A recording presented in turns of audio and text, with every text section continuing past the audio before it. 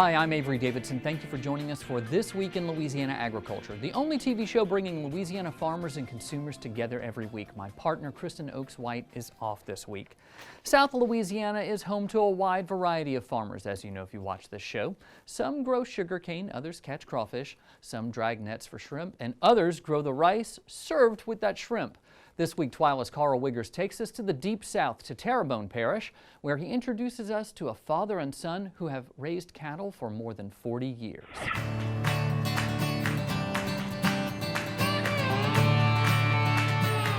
Farming is a team sport for these two.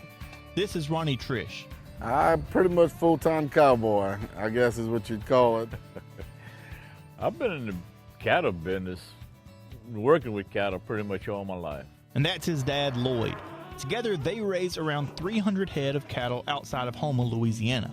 I just love to take care of animals, especially cattle. I mean, I had horses. I had a dog or two once, but I don't care for dogs and cats. And I love cows. It's something you gotta love. I mean, anybody in the cattle business knows you gotta love it to be in it. It's something very unique and it's rewarding. Like if you got a sick calf and you bring him back to health, man, that's rewarding to us, you know. Lloyd says that cattle offer the daily challenge that you just don't seem to find off the farm.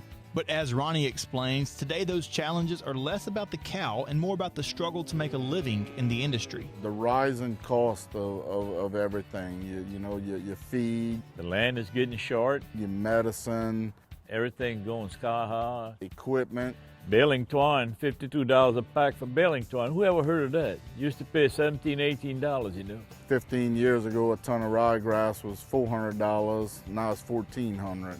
As that money gets tight, Ronnie and Lloyd explain how they get creative around the farm working with their hands. You also got to watch not to sink all your income into it because, I mean, you can fall short of, you know, breakdowns or, like I said, just the cost of medicine and equipment. I love to tingle with things. I like to make a lot of things. I like to build things. All them boys can tell you I just about repair anything. I didn't have but a 6th grade education, and I'd match myself against a college guy. I guarantee you. While that was more common for his generation, I'll tell you this, it was not for his lack of effort. I spent 2 years in the service trying to finish my high school, never could do it.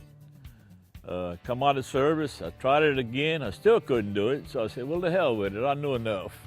With a work ethic that would not be matched, Lloyd raised Ronnie and his brother around the cattle business, which inspired Ronnie to follow in his father's footsteps. And Ronnie and I, every day we're together, every day. And man, that's a plus for me. Down here, very few people in the cattle business have kids that is trying to follow them. They're not doing it. To come out here and see the cattle is peaceful, and to see if you have any new calves, it's just the love for it. I mean, that's all I can explain. If you don't love this, you wouldn't be in it, trust me. I'm proud to see it in one way, and then in another way, I know how hard it is. I wish they could have took up, you know, better trade, but what you gonna do? I mean, you need the farmers. You need farmers, and it's getting to be tough for farmers right now.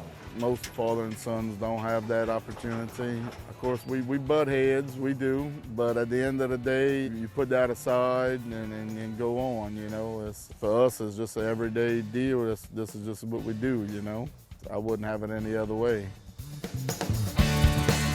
It's also interesting to note that in the last few years, the Triches have started to raise crawfish on their land to help diversify their farm's income. And Avery, I got to tell you, I'm really excited about the crawfish that we keep talking about on the show. This is now the second week we've talked about crawfish, and it's that time of year with Lent starting today. Actually, I'm really excited about the crawfish season coming. Well, you know, it might be a couple of hiccups here and there. We're going to hear about that in a moment. But I just thought that the Triches were such interesting people. Where do you find these stories, Karl? I actually got this story. I called the Parish Farm Bureau president down there, Mr. Tom Ellender, and he got me in connection with the Triche the guys. But I'm not going to lie, we really kind of depend on, like, you know, Farm Bureau field staff, you know, just connections that we have throughout the company, and just farm friends that we make, LSU. But, you know, I need help you need help sometimes. We do need help. We need lots of help. Really honest here. You know, I would love to get ideas, you know, from more people outside of this office, outside of our company even. So if you have ideas, viewers, we're open to ideas. Go to our Facebook page, send us a message, say, hey, I think this family would make a great story. You know, they have something, you know, maybe different about what they do. Just send us a line, drop us a line on Facebook, our website, wherever, and we'd love to see them on our show as well. Yep, viewers always have the best ideas. So I'm going to tell you a little bit about those crawfish right now, Karl. Thank you very much.